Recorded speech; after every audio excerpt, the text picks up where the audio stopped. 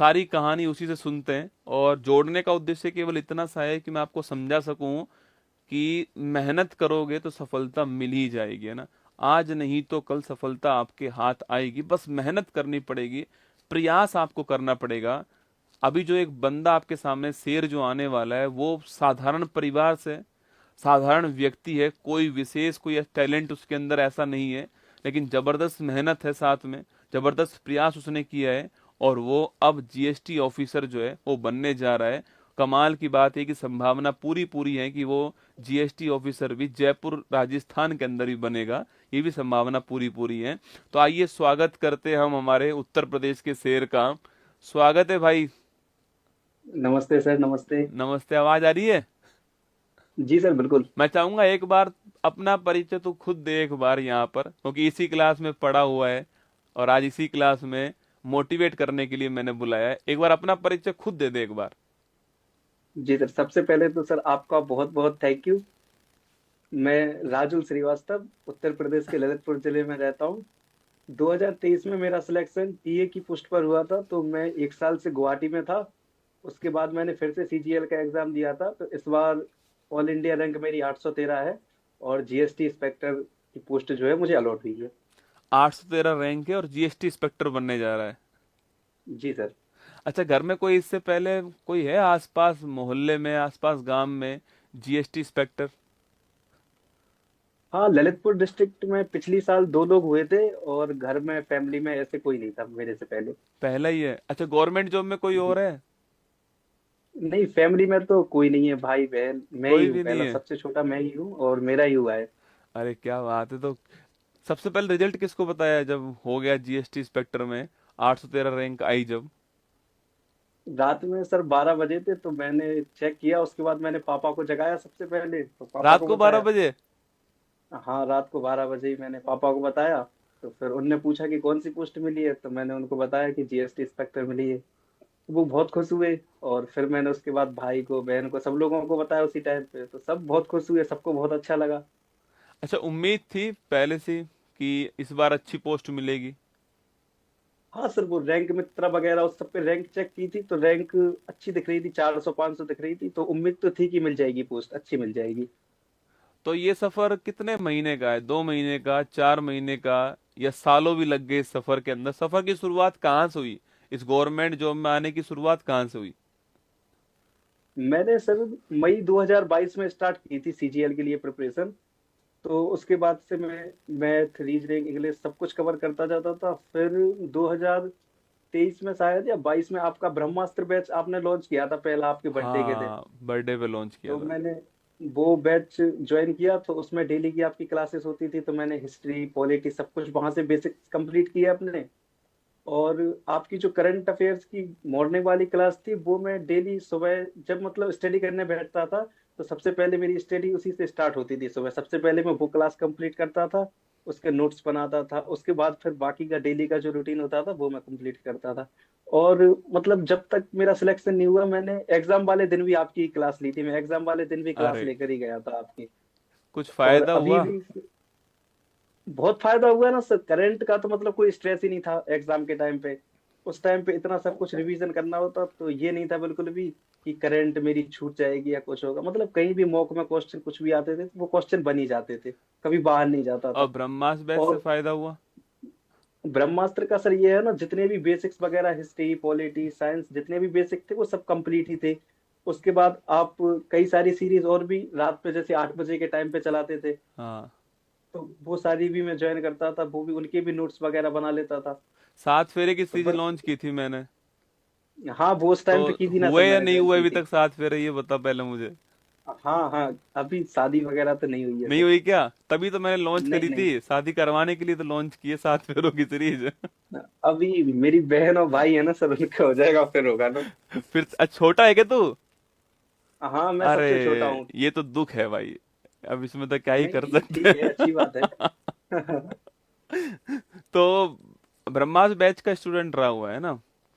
वो हाँ बहुत सर, जो सस्ता, फर्स्ट ब्रह्मास्त्र दो आया सौ था ना रुपए का उसका। कोर्स था वो, है ना, शायद मुझे याद है 200 रुपये में मैंने लॉन्च किया था। हाँ हाँ, वो एक बार तो बर्थडे वाले दिमाग दिन में आया ऑफर। होगा कि 200 रुपये में तो क्या ही पढ़ा देगा, 200 रुपये में तो कैसे पढ़ाएगा मतलब। हाँ ये लगा था ना, जब आपने उस दिन ऑफर था तो ये लगा कि ठीक है ज्वाइन कर लेते हैं। बाकी आप काफी कुछ तो सुबह वाली क्लास में ही पढ़ा देते थे, फिर भी ये लगा कि एक बार ज्वाइन कर लेते हैं। फिर जब उसके बाद आपने पहले दिन सब कुछ बताया कि आप क्या क्या पढ़ाओगे, किस सीक्वेंस में पढ़ाओगे, वीकली टेस्ट वगैरह भी होगा, सब कुछ। उसके बाद आपने ना बायोलॉजी से स्टार्ट किया था वो वाला बैच, हाँ, तो मैंने, बायोलॉजी से स्टार्ट किया था। हाँ तो मैंने बायोलॉजी वगैरह की क्लासेस ली।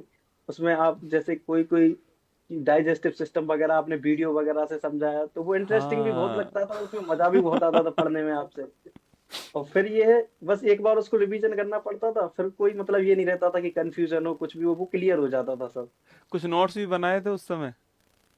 हाँ नोट्स बनाए थे ना सर, बायोलॉजी के बनाए थे और करंट के भी। अभी जैसे इस बार तो मैं जॉब में था तो उतना नोट्स वगैरह नहीं बना पाता था, पीडीएफ से पढ़ लेता था। पहले मैंने सारे नोट्स बनाए थे, जब मेरी जॉब नहीं लगी थी तब दिखाना सारे तेरे हैंड रिटन नोट्स बनाए थे नेट्स मैंने। नोट्स है, अभी है हाथ में, पास में है? हाँ हाँ दि, है सर है। दिखा तो कैसे बनाता है तू नोट्स, मैं भी देखूं हाँ एकदम। हाँ ठीक है सर, दिखा रहा हूँ। देखो भाई साहब, नोट्स दिखाते हैं आपको, तुम बार बार पूछते हो नोट्स कैसे बनाते हैं। ये सर ये वो बायोलॉजी वाले नोट्स हैं। अच्छा। और यार तो एक मिनट। तूने तो काले पीले कर रखे हैं एकदम, है ना? हाँ ये उससे अलग अलग पेन से बनाए थे ना, ये क्या है हाईलाइट हो जाता ना, आप जो भी ये डायग्राम वगैरह समझाते थे हाँ, और ये डायग्राम तूने तो। मेरी तरह बना दी एकदम। हाँ हाँ मैं पीडीएफ से ही देख के, बाद में पहले आप पढ़ाते थे फिर मैं पीडीएफ से ही देख के बना लेता था सब कुछ अरे क्या बात है! पूरा। आप ये पैसा उसके वसूल बाद करा यहाँ है से ना तूने। आपने, पैसा क्या सर, उसकी फीस ही 200 रुपये थी, ये है वो लगभग फ्री में ही था और बहुत कुछ कंटेंट। उसके बाद सर ये करंट के, ये जो सर आप नाइट में सीरीज वगैरह चलाते थे, हाँ, ये रात वाली सीरीज के। ये, हाँ ये इकोनॉमी वगैरह हो गई, ये सारे उसके हैं। और ये करंट अफेयर्स के भी है सर, देखिए। अच्छा, ये करंट अफेयर्स देखिए वाले भी है। हाँ, हाँ, ये ये डेट, डे वाइज डेट लिखे हुए वगैरह हैं। डाल के। डे हाँ वाइज हाँ ये लिखे हुए डेली हैं। के 10 क्वेश्चन जो रहते थे ना, हम्म। तो क्या ये सर। लगता है, मतलब सिलेक्शन के लिए एक बच्चे को, जो अभी देख रहे हैं क्लास को इस समय, यूपी से जी भी जी बहुत सारे बच्चे देखते हैं, पूरे भारत से बच्चे देखते हैं, क्या लगता है सिलेक्शन जी। के लिए क्या जरूरी है? मतलब कहाँ से शुरुआत करे कि बच्चा जो है, शुरुआत कहाँ से करनी चाहिए उसको? मेन चीज सर, मैंने जो अपने 2 साल के पीरियड में नोटिस की वो ये है, मेरे साथ कई फ्रेंड्स ने, कई लोगों ने स्टडी की थी, लेकिन वो क्या है लास्ट तक गिव अप कर देते लोग। कभी मॉक्स में नंबर नहीं आ रहे हैं, कभी कुछ हो रहा है या फिर कोई प्रॉब्लम हो गई तो गिव अप कर देते। मतलब 1 महीने के लिए फिर ब्रेक कर दिया, फिर उसके बाद स्टार्ट करेंगे, और यही सबसे बड़ी दिक्कत हो जाती। अगर एक बार स्टार्ट किया तो फिर परेशानियां आए, कुछ भी हो, नंबर कम हो, आप कंटिन्यूटी बनाए रखेंगे तो फिर नंबर अपने आप आने ही लगते। वो जो भी अपनी मिस्टेक हो रही हो वो सारी धीमे धीमे ठीक हो जाती हैं। उसके बाद नंबर तो फिर आने ही लगते हैं। बस ये है कि अगर कोई गिव अप नहीं करे तो मिल ही जाता है जो चाहिए, जो मन की पोस्ट चाहिए जो भी। बस उसमें कंटिन्यूटी होनी चाहिए और पेशेंस होना चाहिए, मेन चीज ये है, पेशेंस होना चाहिए। पेशेंस जरूरी है। अच्छा, कभी असफल भी हुआ है या फिर सफल ही होता जा रहा है? असफल सर उसमें हुआ था, मैं सीएचएसएल का मेंस हुआ था 2023 वाला, उसमें 8 नंबर से रह गया था मैं। वाह, मतलब सीएचएसएल में असफल हुआ, सीजीएल जी में सफल हुआ। हाँ, सीएचएसएल के जस्ट बाद फिर मेरा 1 महीने बाद सीजीएल का प्री हुआ तो वो हो गया था, और उसके बाद 23 में जो मेंस हुआ तो वो मेंस क्लियर हो गया था, लेकिन उस टाइम पे रैंक अच्छी नहीं आई थी कुछ वजह से मेरी। फिर इस बार मैंने फिर से स्टार्ट किया, फिर से पढ़ाई की ऑफिस वर्क के साथ, तो इस बार तो रैंक भी अच्छी आई, एग्जाम भी काफी अच्छा हुआ। क्या बात है, क्या बात है! तो थ्योरी पहले पढ़नी चाहिए या मॉक में घुस जाना चाहिए सीधा? क्योंकि बच्चे एसएससी में क्या मॉक का इतना हवा बना रखा है ना, कि हम्म। मॉक दो डेली, मॉक दो, ये करो वो करो। क्या सही सिस्टम क्या है, पहले थ्योरी या मॉक, क्या है? मैंने जो किया था सर वो, जैसे आपका जीएस का ही ले लेते हैं, तो आपका जो ब्रह्मास्त्र बैच था उसके पहले हिस्ट्री, ज्योग्राफी, साइंस, जो जो आपने चैप्टर पढ़ा है वो मैंने सारे नोट्स बना के कंप्लीट किए। फिर उन्हीं नोट्स को 2 से 3 बार अच्छे से रिवीजन कर लिया मैंने, तो वो सारा फीड हो गया अंदर। अब उसके बाद जब इतना सब बेसिक्स कंप्लीट करने के बाद मॉक लगाए तो उसमें जैसे क्वेश्चन दिखता था तो पहले ये होता था कि वो क्वेश्चन समझ में ही नहीं आता था, हम्म। कहाँ से पूछा है क्या है। एक बार थ्योरी कंप्लीट करने के बाद फिर मॉक्स लगाओ तो वो क्वेश्चन बन जाते। और अगर जैसे उसके बाद भी एक आध क्वेश्चन जैसे कोई मतलब बहुत ही अलग है तो वो फिर खुद से लिख के रख लेते हैं अपने पास कि ये कभी बाद में काम में आ जाएगा। तो मैन ये है कि मतलब पहले सारी थ्योरी बेसिक्स कंप्लीट हो, उसके बाद मॉक लगाओ तो अच्छा स्कोर आता है और कॉन्फिडेंस भी उसमें फिर बहुत ज्यादा रहता है। मॉक लगाना जरूरी है या नहीं है? हाँ मॉक लगाना बहुत जरूरी है सर। मतलब मैंने मेंस के टाइम पे कम से कम मेंस के लिए 50 मॉक लगाए थे और प्री के लिए 150 मॉक्स लगाए थे मैंने। और वो बहुत जरूरी है मॉक्स लगाना, उससे क्या है अपनी जो सिली मिस्टेक्स वगैरह होती हैं, जो क्वेश्चन मतलब जल्दी जल्दी में अपन पढ़ के गलत कर देते हैं और बाद में लगता है कि ये तो सही हो सकता था, उसके फिर सीधे सीधे 2.5 नंबर चले जाते या मेंस में 4 नंबर चले जाते।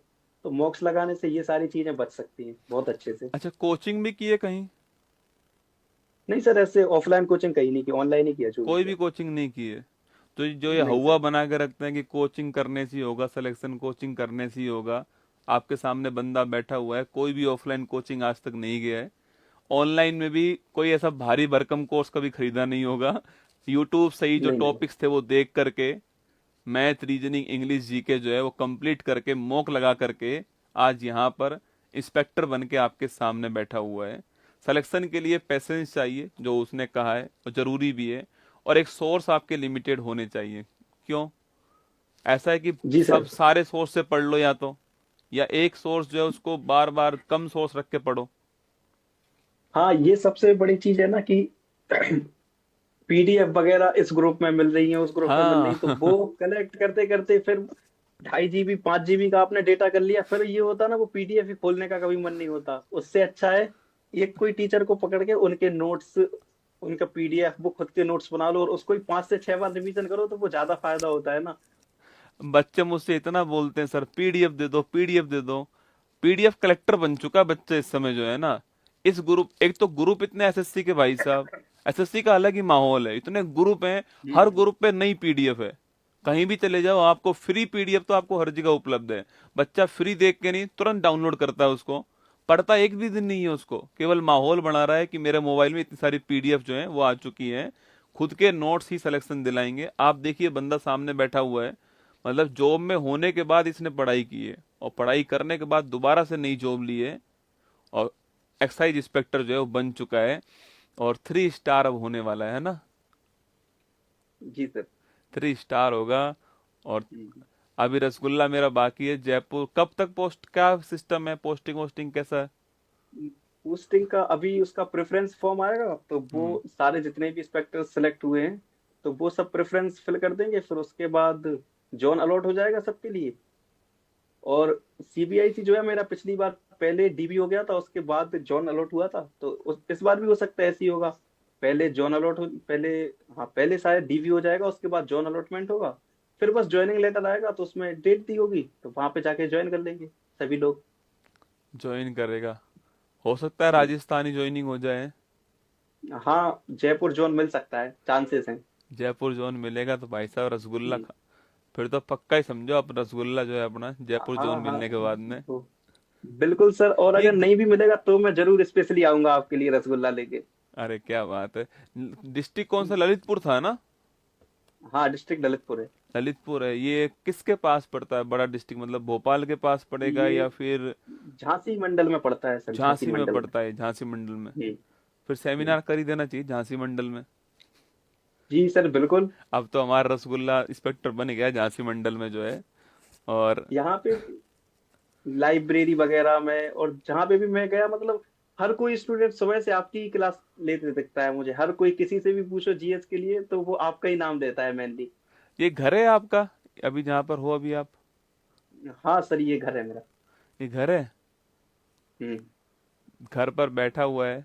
मम्मी पापा कहाँ पर है? Mummy papa sir actually out of town गए हैं, कल चले आउट गए थे ऑफ वो लोग। टाउन है मम्मी पापा? बस हम्म। अकेला ही है? हाँ अकेला हूँ, बहन है साथ में। अच्छा, बहन है। बहन तैयारी कर रही है अभी या फिर? दो बहन है सर, तो एक की तो मैरिज हो चुकी है अच्छा और जो अच्छा अच्छा। दूसरी वाली है वो मेरे से बड़ी है, तो वो 3 साल से नेट की प्रिपरेशन कर रही थी।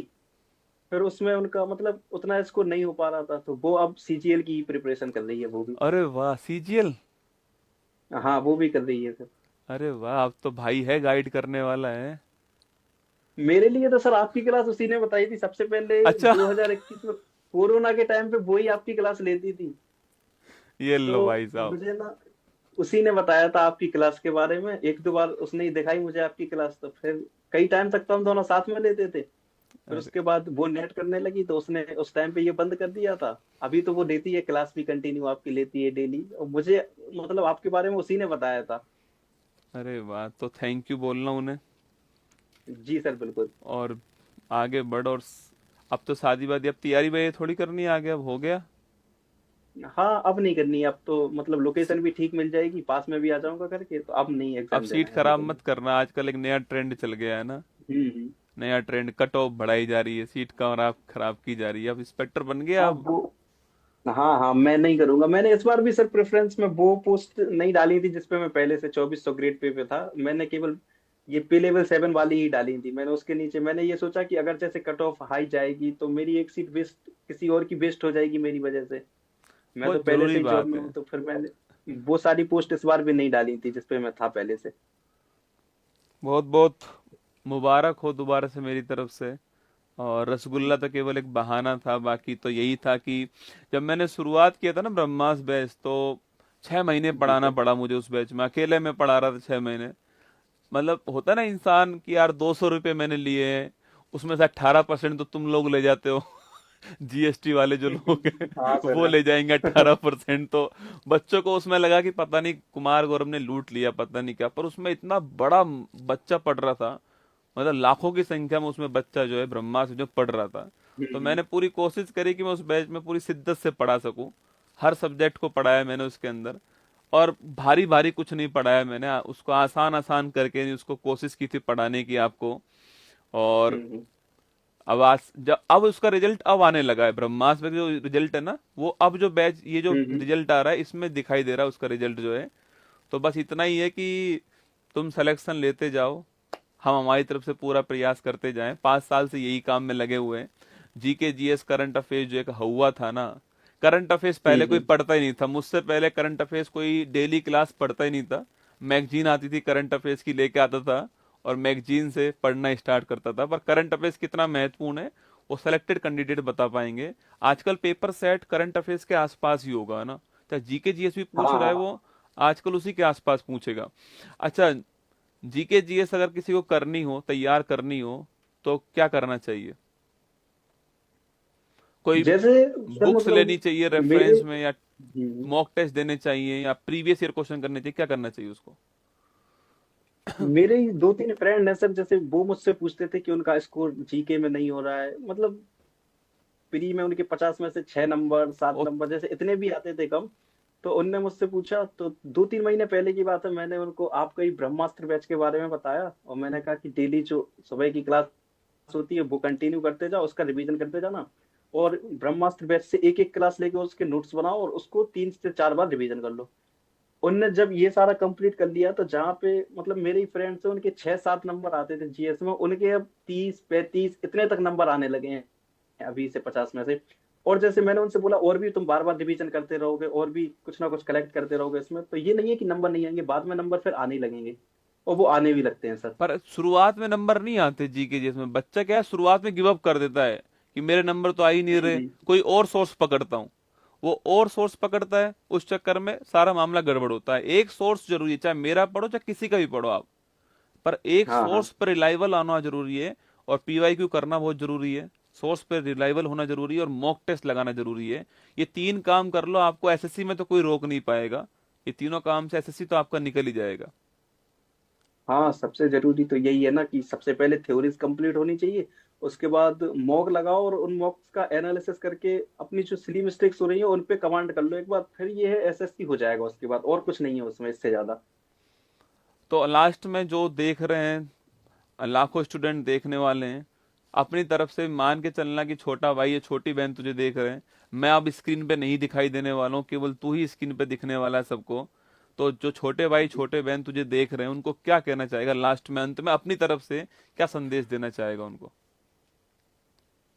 मैं मतलब वैसे तो सब लोग अपने आप में ही बहुत होते हैं, लेकिन मैं केवल एक ही बात बोलूंगा कि जैसे आपने तैयारी स्टार्ट की है, आपने सोचा है कोई पोस्ट आपकी मन में है, आपकी ड्रीम पोस्ट है, आपको लेना है, तो आप मतलब अभी नंबर नहीं आ रहे हो, कुछ भी हो, आप बस कंटिन्यूटी बनाए रखें और गिव अप मत करना। अभी नंबर भी नहीं आ रहा, कुछ भी नहीं हो रहा, आप ना कंटिन्यू करते रहेंगे तो ये है, टाइम लगेगा, भले एक एक अटेम्प्ट लग जाएगा, 2 अटेम्प्ट लग जाएंगे, लेकिन आपको जो भी पोस्ट आपने सोची है वो मिल ही जाएगी। बस गिव अप मत करना, क्योंकि गिव अप करने से फिर तो यह बाद में अफसोस ही होगा कि काश मैंने नहीं छोड़ा होता। तो बाद में काश करने से अच्छा है कि अभी उसको कंटिन्यू बनाए रखें आप। Thank you. जब सिलेक्शन हो जाता है ना तो उसके बाद में, अभी तो इसके माता पिता है नहीं आसपास में, वरना देखता उनके चेहरे पे खुशी जो होती है ना वो अलग ही होती है। अभी जो आसपास माहौल होगा ना वो अलग टाइप का होगा। गली के अंदर जो माहौल होगा कि इंस्पेक्टर बन गया है छोरा, तो पड़ोसी जो है उसका भी माहौल, इसकी शादी में जाऊंगा मैं ना, लाइव बोल रहा हूँ, इसकी शादी में जाऊंगा, हाँ घर के आगे नागिन डांस करके ही आऊंगा ना।